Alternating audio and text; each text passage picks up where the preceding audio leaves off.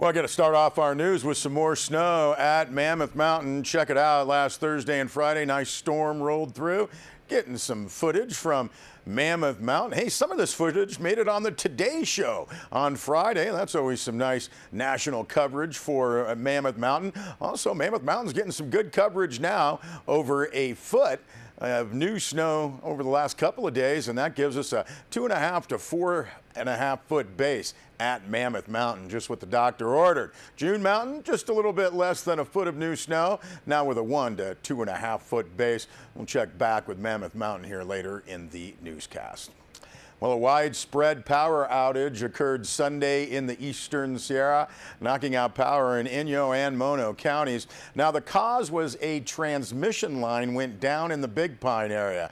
That, according to Southern California Edison spokesman Daniel Yee. The outage affected both Southern California Edison and Los Angeles Department of Water and Power customers. Outage began Sunday afternoon about 1:30. Many customers in the Bishop area had their power restored within a half hour, about 2 o'clock. However, the outage affected Mono County and Mammoth Lakes a bit longer, with power returning to many customers before 4 p.m., though some in Mammoth were without power until nearly 7 p.m. Now, over 10,000 customers were affected, and boy, it was a tough day not to have some electricity if that was your source of heating on a blustery day. Southern California Edison, Yee said, was investigating the cause of that power outage.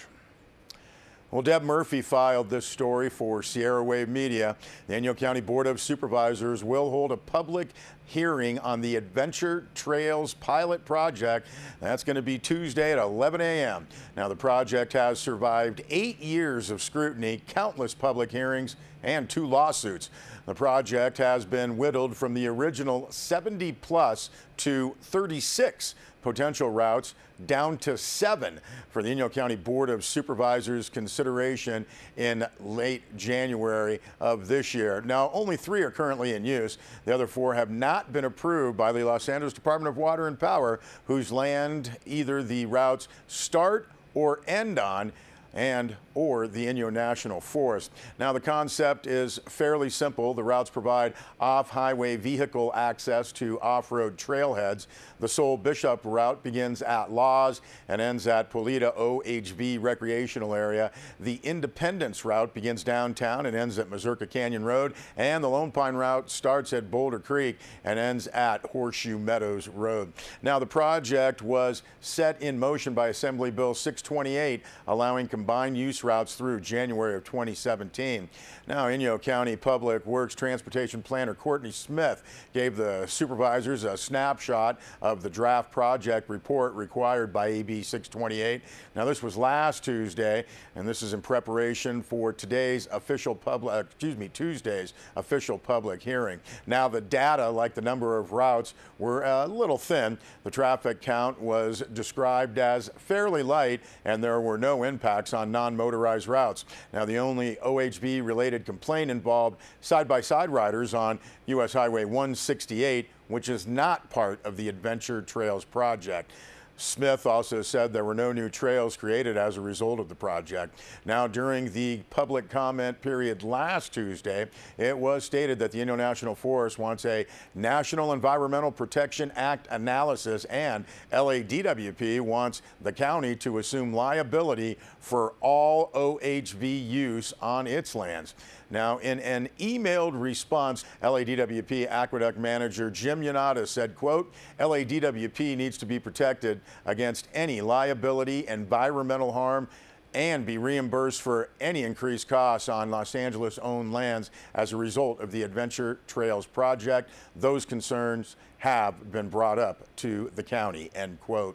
Now, the response from the Inyo National Forest was longer, but boils down to a Forest Service policy that defines the jurisdiction of a road as the legal right to control or regulate use of a forest transportation facility derived from title, an easement, an agreement, or other similar source. Now, there are none of these instruments in place for the Adventure Trails pilot program that would transfer jurisdiction to the county.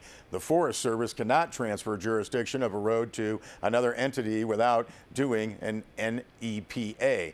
but the Inyo National Forest supports the Adventure Trails pilot program in concept, according to that response. Now, the response from the supervisors was frustration. Without enough data, Chairman Matt Kingsley said the county, quote, should ask the legislation to extend the pilot program. We need the time to gain more data, get DWP to approve, and see if we can work with the Forest Service, end quote. Inyo Supervisor Rick Pucci described the lack of approval as silliness. We should continue putting pressure on DWP. The county has accepted liability. We need to get these roadblocks lifted, said Pucci. Again, we thank Deb Murphy for that story. Deb also filed this story. Employee payroll at Southern Inyo Hospital will be caught up by December 23rd. This according to board member Drew Wickman. Now, that's the board's main focus following last Thursday's resignation of Chief Executive Officer Lee Barron. We'll have to catch up in increments, Wickman said in a phone interview on Friday. Now, there are income tax issues that would take a major chunk out of one big paycheck, Wickman noted. By making the payments in increments, the deductions will be reflective of weekly paychecks. Over the past months, the hospital has been as much as 3 to 4 paychecks behind. Now, following last Thursday's closed session board meeting, Wickman headed to Ridgecrest for a meeting with Ridgecrest Regional Hospital's board and CEO Jim Suver. Suver was on site in Lone Pine last Friday as an advisor. Wickman said, until we work out an agreement and details of the relationship. Now, Barron had been working on a limited liability corporation, creating a third entity to Southern Inyo Hospital, a public health care district, could develop a business relationship with Ridgecrest, a private hospital. But Wickman said there are other and better ways to develop a long-term relationship with Ridgecrest Regional. Now, for now, Southern Inyo Hospital's rural health clinic and skilled nursing facilities are covered, Wickman said. The board has been in discussion of how to address the closure of the emergency room that took effect December 1st. Now, the goal is to get the closure plans rescinded for both the ER and the skilled nurse facility. But for now, the focus is catching up with our employees, Wickman said. Now, that goal was made easier with the December 10th deadline for property tax payments. The board has been in contact with County Auditor Amy Shepard, and she said it was her fiduciary duty to get Southern Inyo Hospital its part of property and parcel tax from district residents by December 15th on tomorrow. Now, the community has demonstrated how important this hospital is, Wickman said, and the board will include both residents and staff in the long-term planning process. I think we'll come out better and stronger, Wickman said. And the Southern Inyo Healthcare District on Monday today announced a special meeting of the Board of Directors, and that is set for Tuesday, December 15th. The closed session begins at 10 a.m. Conference room at 501 East Locust Street in Lone Pine. The agenda item states the board will meet with legal counsel. We'll be back with more news.